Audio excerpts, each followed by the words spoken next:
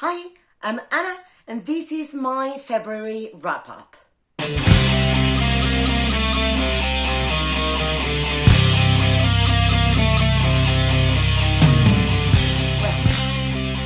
where shall I start? I did not read a physical book. Well, I did not finish a physical book in the month of February at all. I did finish 13 books, but no physical book. I don't know what happened.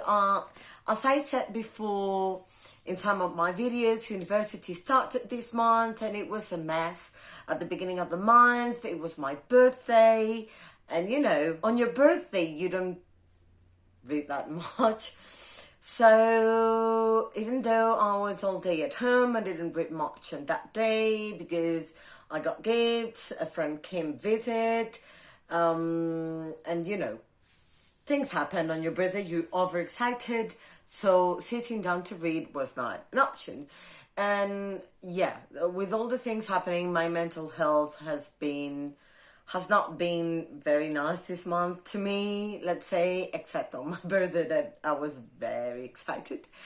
But I have finished mostly audiobooks this month. I promise to do much better in March, especially because I'm participating in Witchland Salon, organized by Jade from Jade Ray Reads. I'm also participating in Readathon by Becca from Becca and the Books. I'm also into basically Readathon, which is on the 13th, midday the 13th to midday the 14th, and the same day there's another 24-hour readathon organized by Chloe from Chloe Reads Books. I read a total of 13 books, all of them either ebook or audiobooks. 4 of them were ebooks and 9 of them were audiobooks. Yeah, it's a lot. So the first book I finished was George by Alex Gino, and I absolutely loved this one. This was a 5-star read for me. It was just amazing. This is a middle grade in which George, who is a girl and knows he's a girl but looks like a boy, so everyone keeps on telling her she's a boy. But then in her class, they're going to play Charlotte's Web, and she wants to be Charlotte, but her teacher also says, like, you cannot play Charlotte. That's ridiculous because you're a boy. So at the end of the day, she comes up with a plan with her best friend to be able to play Charlotte and basically come out to the world. And is this heartwarming story of love and acceptance and how other people come to terms with the idea that she was truly a girl is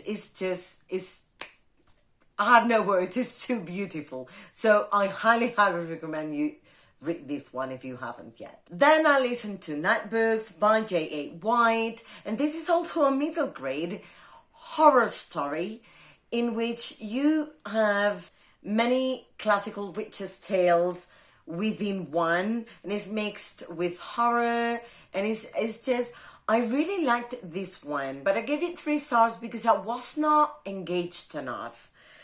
I don't know, it was just okay. So I enjoyed the main character.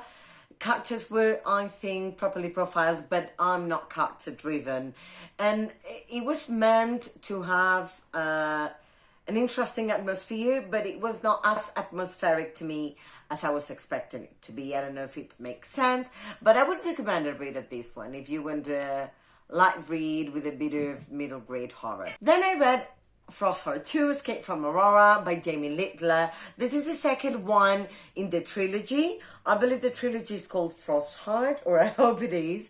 I absolutely love this book. It was a 5-star, a huge 5-star also. So second 5-star of the month so far. And this was just amazing. I mean, I loved the first one and I gave it 5 stars too. But this one was just incredible. I cried with the book. I laughed with the book. I really love Jamie Nicholas' sense of humor and the portrayal of the characters. It's so atmospheric. It is a middle grade adventure, polar fantasy about Ash, who is a boy who lost his parents or knows nothing from his parents. His parents are supposed to be dead since he was a baby. He doesn't know them. And he's a song weaver, which means he has the ability to communicate with the Leviathans, which are the monsters who threaten the population. Leviathans are supposed to have power over song weavers. That's what people think. So people hate him, and he starts a long journey on a sleigh with a nice crew.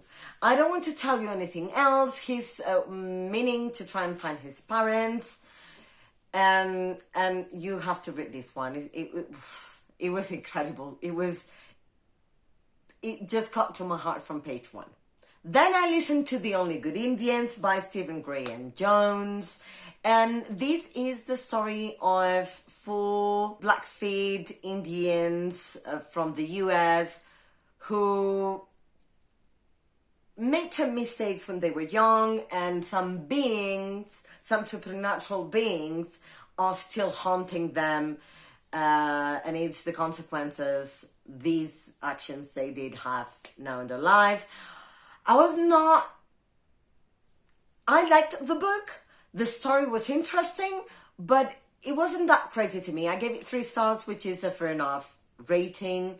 It's not bad at all, but it was just it was fine. It was somehow kept me there going. This is an adult thriller. Then I read Evidence of the Affair by Taylor Jenkins Reid, and I gave this one 5 stars too. I just couldn't stop myself. Taylor Jenkins Reid, I think we all know her from Daisy Jones and the Six, and from The 7 Husbands of Evelyn Hugo. I love her writing style.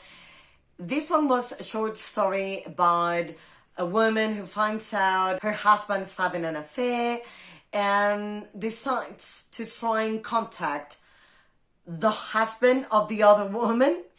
And they start a friendship somehow, and I cannot say anything else. It's too short and I would spoil it, but they start writing to each other. They even meet. It's so funny, cute, nice. It's great. I love it. I mean, Taylor Jenkins Reid has the ability to make you feel her stories are real, and none of them are. They're fictional, but the way the writing style is, I don't know what she does. I don't know how she does it. I know what she does, but not how she does it. But it's just amazing. You feel you're reading a non-fiction book, and it was perfect. It got to me in less than 100 pages, so highly recommend it too. And it is a contemporary.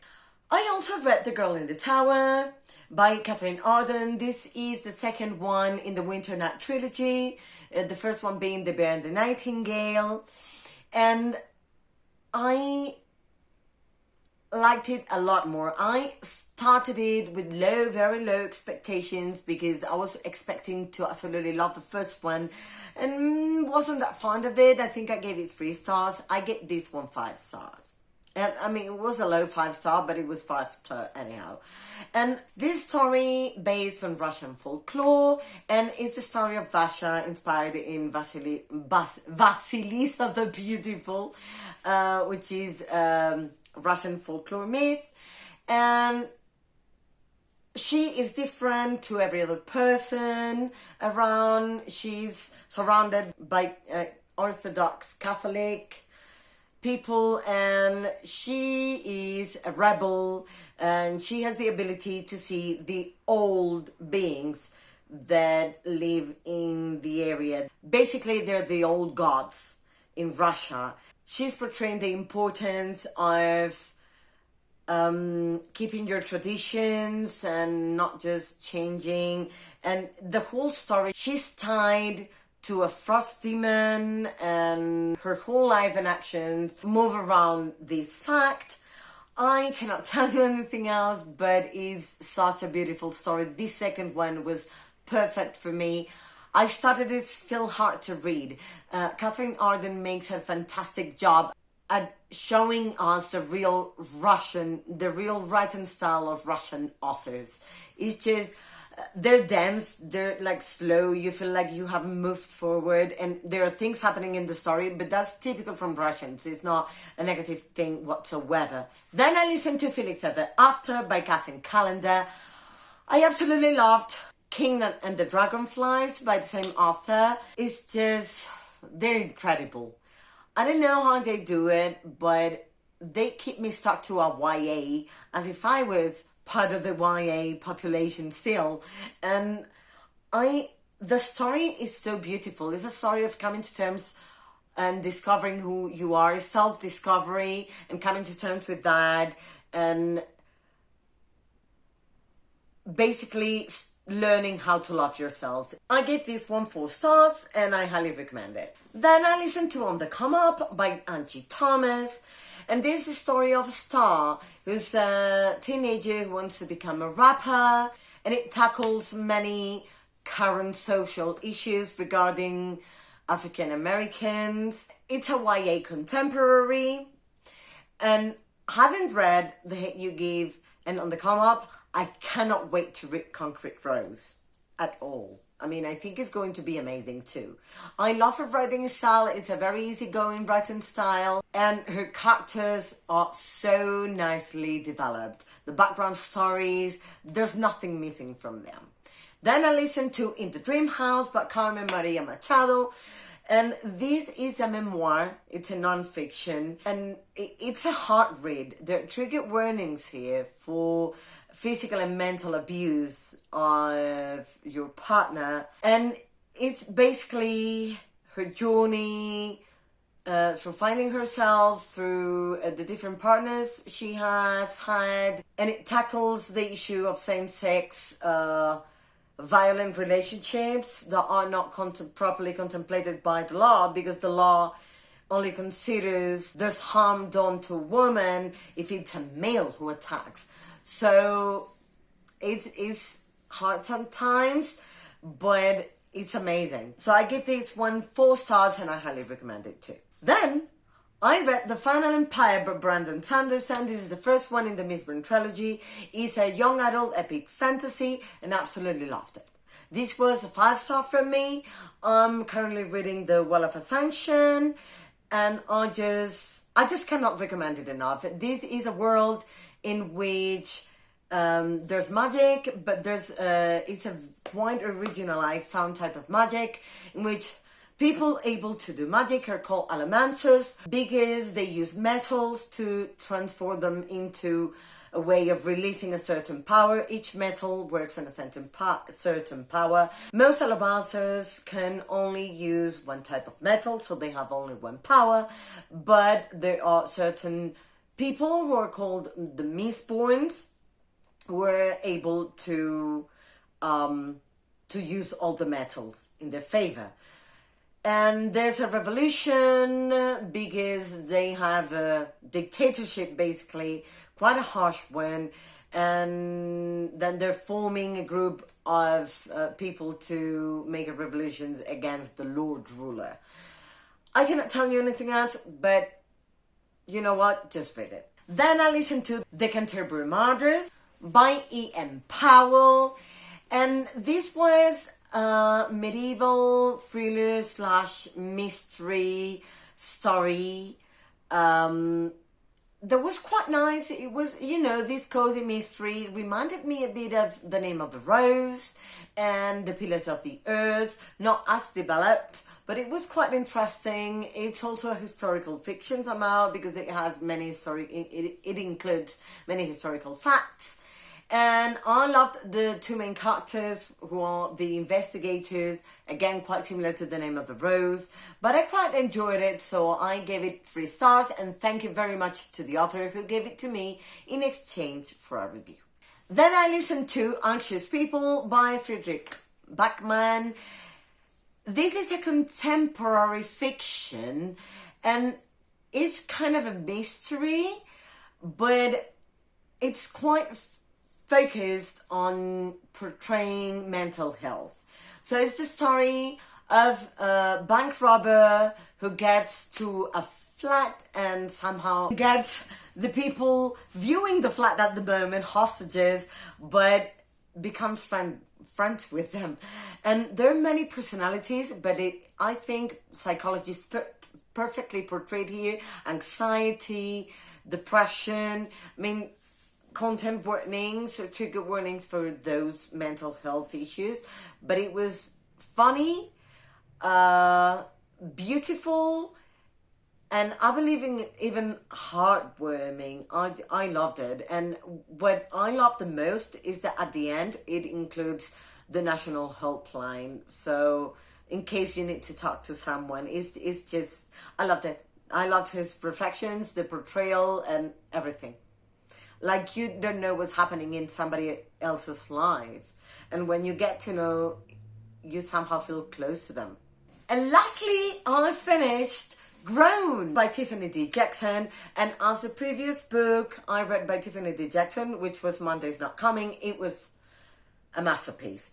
I gave it this one 4 stars. It was a high 4-star. And it's a story of Enchanted who can sing quite well and wants to be within the music industry. One day she goes to a singing competition and meets quite a famous singer who was there. And well, the thing is that she at some point goes on tour with them, but she's 17. There are many hard topics in this one, so content warnings for physical abuse, mental abuse, sexual abuse of a minor. And I felt anxious for most of the book, which was great because it got to me. I think writing style was amazing. So that's all from me today. Please let me know if you like wrap-ups like these, or if you'd rather have another structure for my wrap-ups. It's just the second one I make, so any piece of advice or preference from you guys will be welcome. Happily welcome, and I really hope you're having a wonderful starting of the month of March, that your lives are going so well, and then you're kick-starting the month with your reading. Please let me know what you read in February, what you thought of the books you read, how you did. Don't forget to like, comment, please tell me anything about the books I read, if you know them, if you don't, if you're interested in any, what you're planning to read for March. And don't forget to subscribe if you liked it, click the bell for notifications, and I hope to see you soon on my channel. Bye!